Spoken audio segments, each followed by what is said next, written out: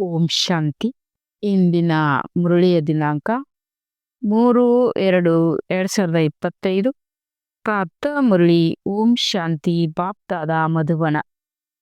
ಮಧುರ ಮಕ್ಕಳೇ, ಆತ್ಮರೂಪಿ ಜ್ಯೋತಿಯಲ್ಲಿ ಜ್ಞಾನದ ಯೋಗದ ಎಣ್ಣೆಯನ್ನು ಹಾಕಿ. ಆತ್ಮರೂಪಿ ಜ್ಯೋತಿಯಲ್ಲಿ ಜ್ಞಾನ ಯೋಗದ ಎಣ್ಣೆಯನ್ನು ಹಾಕಿ. ಆಗ ಜ್ಯೋತಿಯು ಬೆಳಗುತ್ತಿರುವುದು. ಜ್ಞಾನ ಮತ್ತು ಯೋಗದ ಅಂತರವನ್ನು ಬಹಳ ಚೆನ್ನಾಗಿ ಅರಿತುಕೊಳ್ಳಬೇಕಾಗಿದೆ. ಪ್ರಶ್ನೆ: ತಂದೆಯ ಕಾರ್ಯವು ಪ್ರೇರಣೆಯಿಂದ ನಡೆಯಲು ಸಾಧ್ಯವಿಲ್ಲ, ಅವರು ಇಲ್ಲೇ ಬರಬೇಕಾಗುತ್ತದೆ ಏಕೆ? ಉತ್ತರ: ಏಕೆಂದರೆ ಮನುಷ್ಯರ ಬುದ್ಧಿಯು ಸಂಪೂರ್ಣ ತಮೋಪ್ರಧಾನವಾಗಿದೆ. ತಮೋಪ್ರಧಾನ ಬುದ್ಧಿಗೆ ಪ್ರೇರಣೆಯನ್ನು ಗ್ರಹಿಸುವ ಶಕ್ತಿ ಇಲ್ಲ.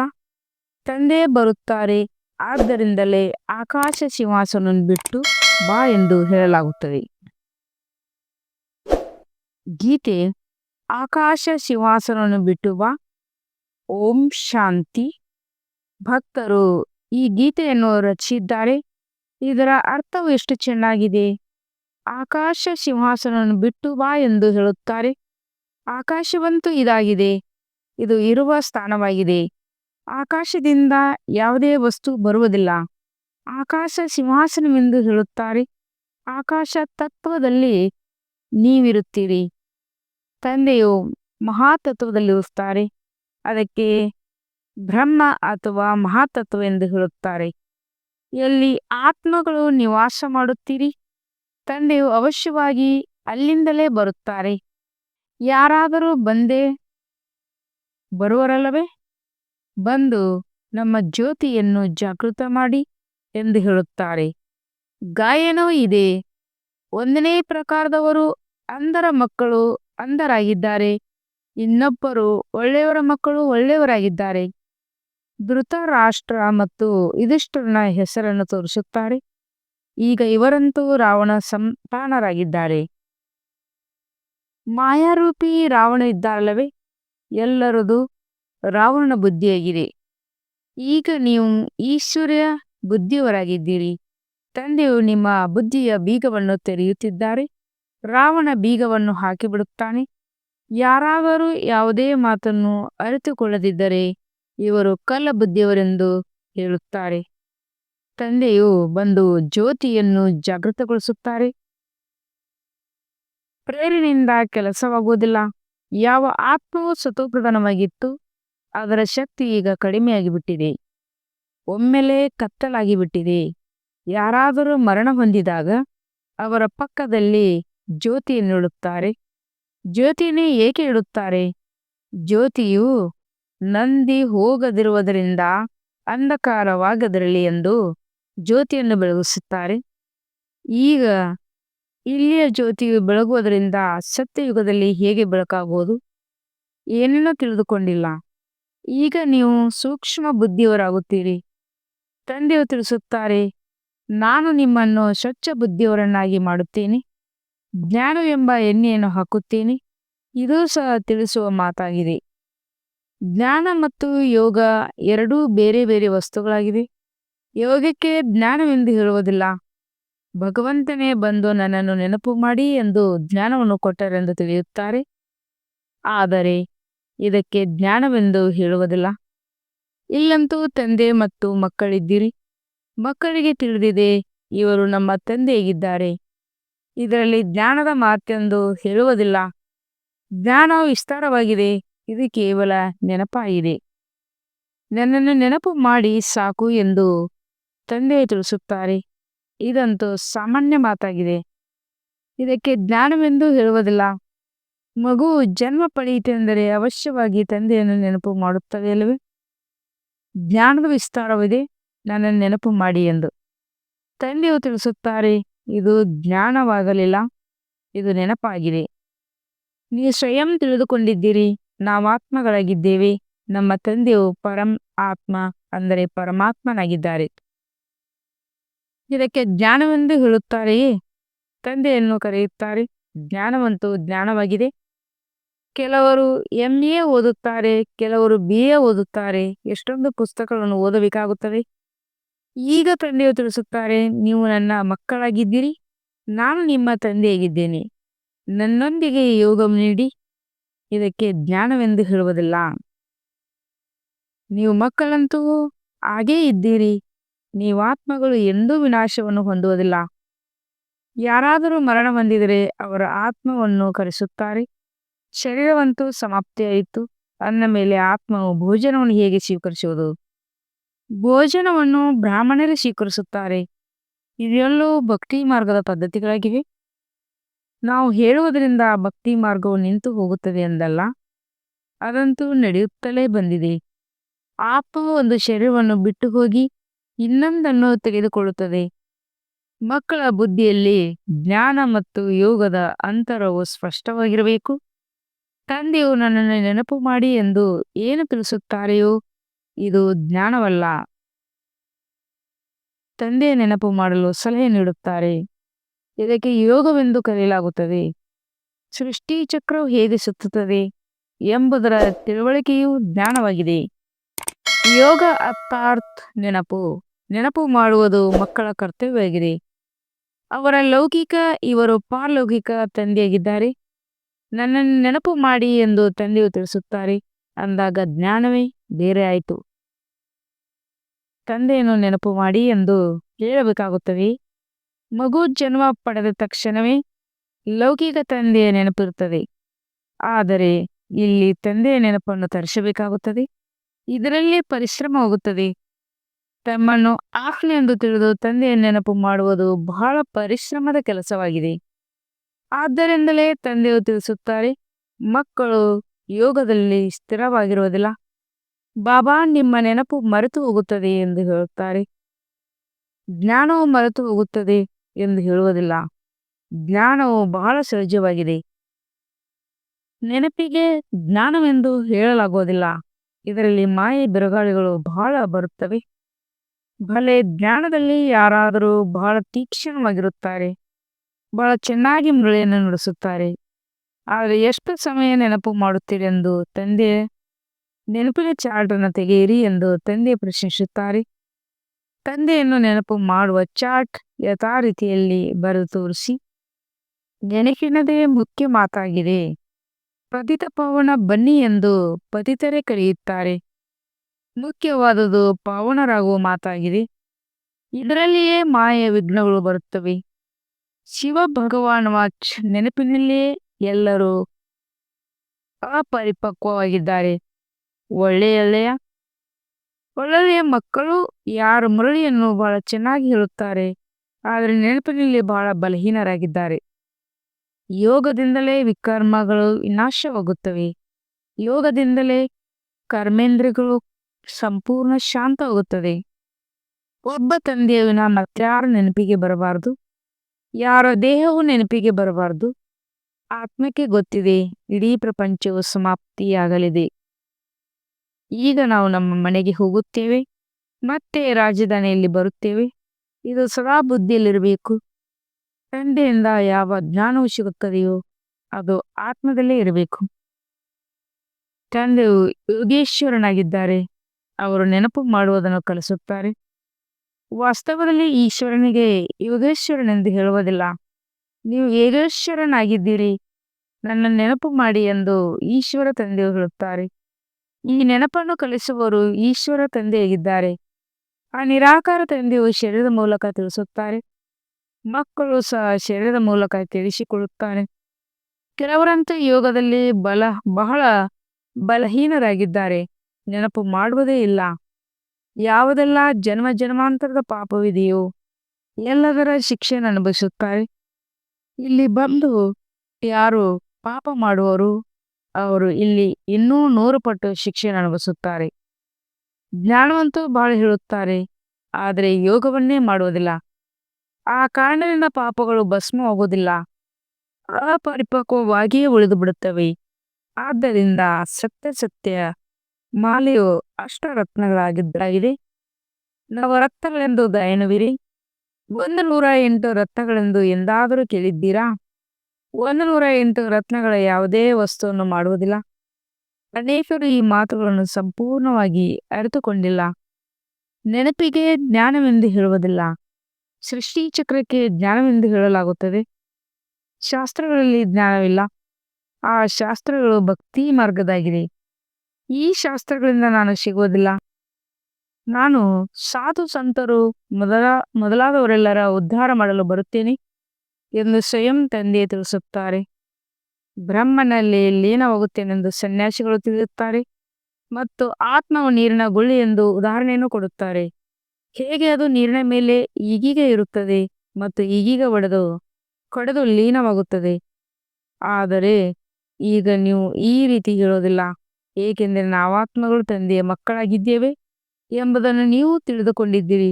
ನನ್ನೊಬ್ಬನೇ ನೆನಪು ಮಾಡಿ ಎಂಬ ಶಬ್ದವನ್ನು ಹೇಳುತ್ತಾರೆ, ಆದರೆ ಅರ್ಥವನ್ನು ತಿಳಿದುಕೊಂಡಿಲ್ಲ. ನಾವು ಆತ್ಮಗಳಾಗಿದ್ದೇವೆಂದು ಭಲೆ ಹೇಳುತ್ತಾರೆ, ಆದರೆ ಆತ್ಮವೆಂದರೇನು, ಪರಮಾತ್ಮ ಯಾರು ಎಂಬ ಜ್ಞಾನವೂ ಇಲ್ಲವೇ ಇಲ್ಲ. ಇದನ್ನು ತಂದೆಯೇ ಬಂದು ತಿಳಿಸುತ್ತಾರೆ. ಈಗ ನಿಮಗೆ ತಿಳಿದಿದೆ, ನಾವು ಆತ್ಮಗಳ ಮನೆಯ ಆದಾಯವಾಗಿದೆ. ನಮ್ಮ ಆತ್ಮಗಳ ಮನೆಯು ಅದಾಗಿದೆ. ಅಲ್ಲಿ ಇಡೀ ವಂಶಾವಳಿ ಇದೆ. ಪ್ರತಿಯೊಂದು ಆತ್ಮಕ್ಕೆ ತಮ್ಮ ತಮ್ಮ ಪಾತ್ರವು ಸಿಕ್ಕಿದೆ. ಸುಖವನ್ನು ಯಾರು ಕೊಡುತ್ತಾರೆ, ದುಃಖವನ್ನು ಯಾರು ಕೊಡುತ್ತಾರೆ ಎಂಬುದು ಸಹ ಯಾರಿಗೂ ತಿಳಿದಿಲ್ಲ. ಭಕ್ತಿಯು ರಾತ್ರಿಯಾಗಿದೆ, ಜ್ಞಾನವು ದಿನವಾಗಿದೆ. 63 ಜನ್ಮಗಳು ನೀವು ಅಲೆದಾಡುತ್ತೀರಿ. ಮತ್ತೆ ನಾನು ಜ್ಞಾನವನ್ನು ಕೊಡುತ್ತೇನೆಂದರೆ ಎಷ್ಟು ಸಮಯ ಹಿಡಿಸುತ್ತದೆ? 1 ಸೆಕೆಂಡ್ನಲ್ಲಿ ಜೀವನ್ಮುಕ್ತಿ ಎಂದು ಗಾಯನವಿದೆ. ಇವರು ನಿಮ್ಮ ತಂದೆಯಾಗಿದ್ದಾರಲ್ಲವೇ? ಅವರೇ ಪತಿತ ಪಾವನವಾಗಿದ್ದಾರೆ. ಅವರನ್ನು ನೆನಪು ಮಾಡುವುದರಿಂದ ನೀವು ಪಾವನರಾಗಿ ಬಿಡುತ್ತೀರಿ. ಸತ್ಯಯುಗ, ತ್ರೇತ, ದ್ವಾಪರ್, ಕಲಿಯುಗ ಇದು ಚಕ್ರವಾಗಿದೆ. ಹೆಸರುಗಳು ಗೊತ್ತಿದೆ, ಆದರೆ ಕಲ್ಲು ಬುದ್ಧಿಯಾಗಿರುವ ಕಾರಣ ಸಮಯದ ಅರಿವು ಯಾರಿಗೂ ಇಲ್ಲ. ಘೋರ ಕಲಿಯುಗ ಎಂಬುದನ್ನು ತಿಳಿಯುತ್ತಾರೆ. ಒಂದು ವೇಳೆ ಕಲಿಯುಗವು ಇನ್ನೂ ನಡೆಯುವಂತಿದ್ದರೆ ಮತ್ತಷ್ಟು ಘೋರ ಅಂಧಕಾರವಾಗುವುದು. ಆದ್ದರಿಂದಲೇ ಕುಂಭಕರ್ಣನ ನಿದ್ರೆಯಲ್ಲಿ ಮಲಗಿದ್ದರು. ಎಲ್ಲವೂ ವಿನಾಶವಾಯಿತೆಂದು ಗಾಯನವಿದೆ. ಸ್ವಲ್ಪ ಜ್ಞಾನವನ್ನು ಕೇಳಿದರೂ ಸಹ ಪ್ರಜೆಗಳಾಗಿ ಬಿಡುತ್ತಾರೆ. ಈ ಲಕ್ಷ್ಮೀನಾರಾಯಣರಲ್ಲಿ ಪ್ರಜೆಗಳಲ್ಲಿ ಓದಿಸುವರು ಒಬ್ಬರೇ ತಂದೆಯಾಗಿದ್ದಾರೆ. ಪ್ರತಿಯೊಬ್ಬರೂ ತಮ್ಮ ತಮ್ಮ ಅದೃಷ್ಟವಾಗಿರುತ್ತದೆ. ಕೆಲವರಂತೂ ವಿದ್ಯಾರ್ಥಿ ವೇತನವನ್ನು ಪಡೆಯುತ್ತಾರೆ, ಇನ್ನೇ ಕೆಲವರು ಅನುತ್ತೀರ್ಣರಾಗಿ ಬಿಡುತ್ತಾರೆ. ರಾಮನಿಗೆ ಬಾಣದ ಗುರುತನ್ನು ಏಕೆ ತೋರಿಸುತ್ತಾರೆ? ಏಕೆಂದರೆ ಅನುತ್ತೀರ್ಣರಾದರೂ ಇದು ಗೀತ ಪಾಠಶಾಲೆಯಾಗಿದೆ. ನಾನಾತ್ಮ ಬಿಂದು ಆಗಿದ್ದೇನೆ, ತಂದೆಯು ಬಿಂದು ಆಗಿದ್ದಾರೆ. ಈ ರೀತಿ ಅವರನ್ನು ನೆನಪು ಮಾಡಬೇಕಾಗಿದೆ. ಯಾರು ಮಾತನ್ನು ಅರಿತುಕೊಳ್ಳುವುದೋ ಇಲ್ಲವೋ ಅವರೇನು ಪದವಿ ಪಡೆಯುತ್ತಾರೆ. ನೆನಪಿನಲ್ಲಿರದೇ ಇರುವ ಕಾರಣ ಬಹಳಷ್ಟು ನಷ್ಟ ಉಂಟಾಗುತ್ತದೆ. ನೆನಪಿನ ಬಲವು ಬಹಳ ಚಮತ್ಕಾರ ಮಾಡುತ್ತದೆ. ಕರ್ಮೇಂದ್ರಿಯಗಳು ಸಂಪೂರ್ಣ ಶಾಂತ ಶೀತಲವಾಗಿ ಬಿಡುತ್ತದೆ. ಜ್ಞಾನದಿಂದ ಶಾಂತವಾಗುವುದಿಲ್ಲ, ಯೋಗ ಬಲದಿಂದ ಶಾಂತವಾಗುತ್ತದೆ. ಭಗವಂತನೇ ಬಂದು ಗೀತಾಜ್ಞಾನವನ್ನು ತಿಳಿಸಿ ಎಂದು ಭಾರತವಾಸಿಗಳು ಕರೆಯುತ್ತಾರೆ. ಅಂದ ಮೇಲೆ ಈಗ ಯಾರು ಬರುವರು? ಕೃಷ್ಣನ ಆತ್ಮವಂತೂ ಇಲ್ಲೇ ಇದೆ. ಅವರನ್ನು ಕರೆಯಲು ಯಾವುದೇ ಸಿಂಹಾಸನದ ಮೇಲೆ ಕುಳಿತುಕೊಳ್ಳುತ್ತಾರೆ.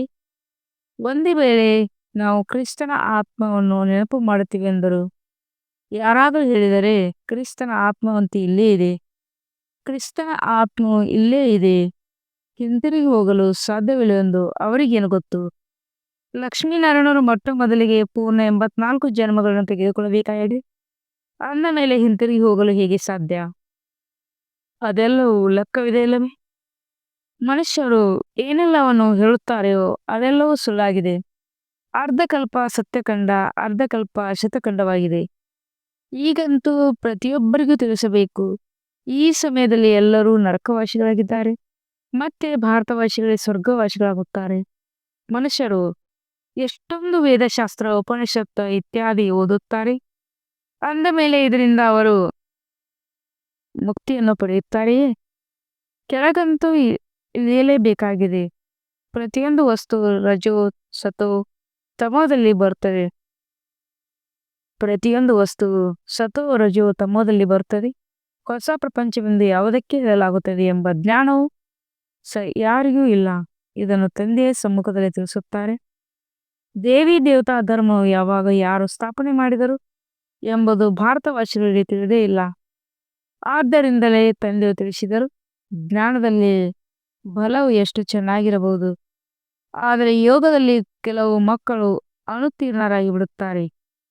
ಯೋಗವಿಲ್ಲೆಂದರೆ ವಿಕರ್ಮಗಳು ವಿನಾಶವಾಗುವುದಿಲ್ಲ, ಶ್ರೇಷ್ಠ ಪದವಿಯನ್ನು ಪಡೆಯುವುದಿಲ್ಲ. ಯಾರು ಯೋಗದಲ್ಲಿ ಮಸ್ತರಾಗಿರುತ್ತಾರೆಯೋ ಅವರೇ ಶ್ರೇಷ್ಠ ಪದವಿಯನ್ನು ಪಡೆಯುತ್ತಾರೆ. ಅವರ ಕರ್ಮೇಂದ್ರಿಯಗಳು ಸಂಪೂರ್ಣ ಶೀತಲವಾಗಿರುತ್ತವೆ. ದೇಹ ಸಹಿತ ಎಲ್ಲವನ್ನು ಮರೆತು ದೇಹಿ ಅಭಿಮಾನಿಗಳಾಗಿ ಬಿಡುತ್ತಾರೆ. ನಾವು ಆತ್ಮಗಳು ಅಶರೀರಿಯಾಗಿದ್ದೇವೆ.